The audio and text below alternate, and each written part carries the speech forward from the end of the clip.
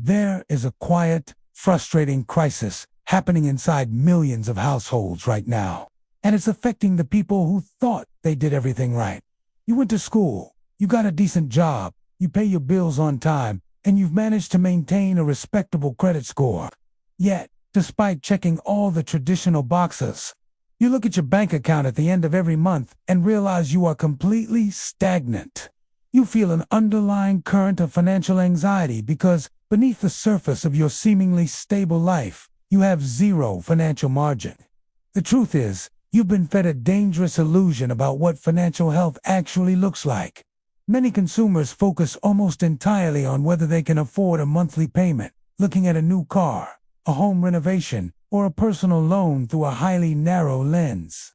They ask if they can manage an extra $200 or $300 a month without breaking, while that immediate math might check out. They're completely blind to the larger, compounding trap they are walking into. Lenders and institutions evaluate risk based on your ability to remain a profitable, long-term servant to their balance sheet. They don't care if you have breathing room to build real wealth. They only care if you have just enough oxygen to keep making interest payments. This dynamic is the foundation of the silent cash killer that keeps 90% of hardworking people fundamentally broke. True financial success does not begin with maximizing your ability to carry debt. It begins with understanding exactly how much of your life energy is being quietly drained away by small, fragmented monthly obligations before you make a single commitment that impacts your future. To truly understand why you feel broke, despite making a decent income, you have to understand the metric that has hijacked modern personal finance: the credit score. We are taught from a very young age that a high credit score is the definitive badge of financial honor. But let's look at the cold, mathematical reality of what that three-digit number actually measures. A credit score does not measure your net worth. It does not measure how much money you have saved in the bank, and it certainly does not measure your progress toward true financial freedom. Instead, it is an algorithmic grade that tells corporate lenders exactly how good you are at borrowing money and paying interest over extended periods of time. It is a measurement of your reliability as a consumer, not your strength as an wealth builder. When you focus solely on keeping that number high, you inherently begin making financial decisions that favor the banks over your own household. You take out personal loans to consolidate credit cards, thinking you've fixed the issue, only to find that your baseline behavior hasn't changed and your overall debt load has actually expanded. Lenders love to see a debt-to-income ratio hovering right on the edge of 40% because it means your entire lifestyle is structurally dependent on their financial products. They evaluate risk by looking at whether additional debt will cause you to default tomorrow, completely ignoring whether that same debt will suffocate your financial flexibility for the next 5 years. True financial health requires looking past the credit score illusion and looking directly at your raw cash flow margin. The third structural step in breaking this cycle is confronting the difference between productive financial tools and reactive traps. We live in an economic ecosystem that has successfully normalized living on the absolute edge of our means, frequently masking luxury consumption as a basic lifestyle necessity. When life gets expensive or an emergency hits, our immediate, reactive response is to seek out a personal loan or a financing plan to smooth over the disruption. This reactive debt doesn't solve the underlying issue.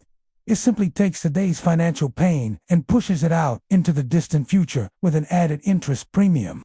Productive leverage should theoretically create measurable value, improve your long-term flexibility, or structurally lower your overall costs, like a highly calculated debt consolidation plan with a strict behavioral boundary. Reactive debt, however, merely finances a lifestyle that your raw income cannot genuinely sustain. Many borrowers fall deep into the trap of focusing exclusively on the low monthly payment, while completely ignoring the total interest costs paid over the lifespan of the loan. An extended repayment term might make a personal loan look incredibly attractive and manageable on paper, but stretching out that timeline dramatically increases the total cost of borrowing. Every future monthly payment you lock yourself into represents money that is completely unavailable for saving, investing, or constructing a legitimate emergency reserve. When you use structural debt to maintain unsustainable daily spending habits, you are effectively trading your future financial freedom for temporary convenience today, accelerating the hidden cash drain. The fourth phase of building real wealth requires you to violently stress test your household budget against less than ideal conditions. The vast majority of consumers calculate their personal affordability based on absolutely perfect scenarios where their income remains stable, their health is flawless, and the economy stays strong.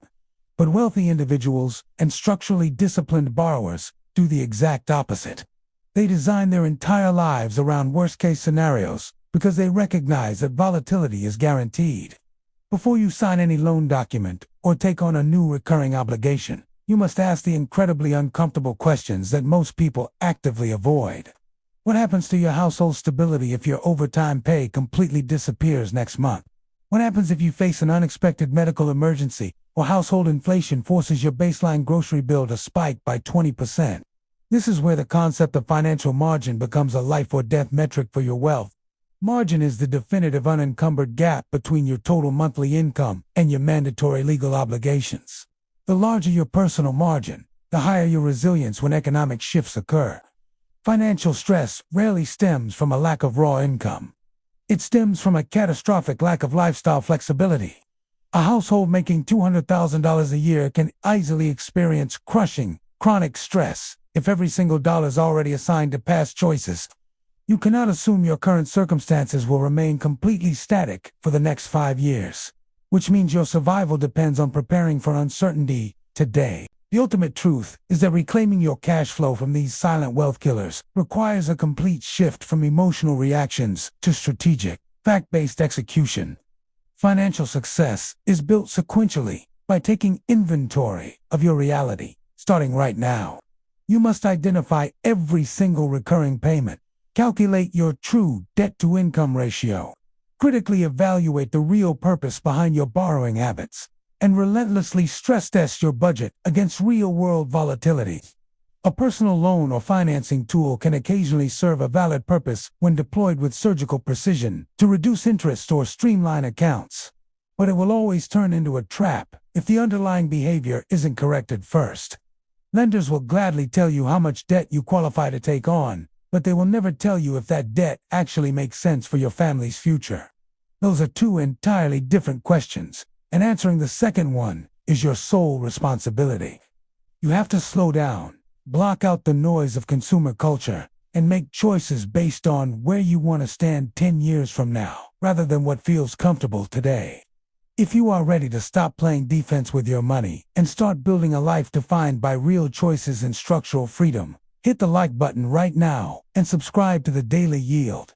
Drop a comment below telling us the single biggest cash drain you are actively eliminating from your life this month, because we respond to every single one. Let's stop falling for the illusions, protect our margin, and change our trajectory. Because we're building real financial progress, one step at a time.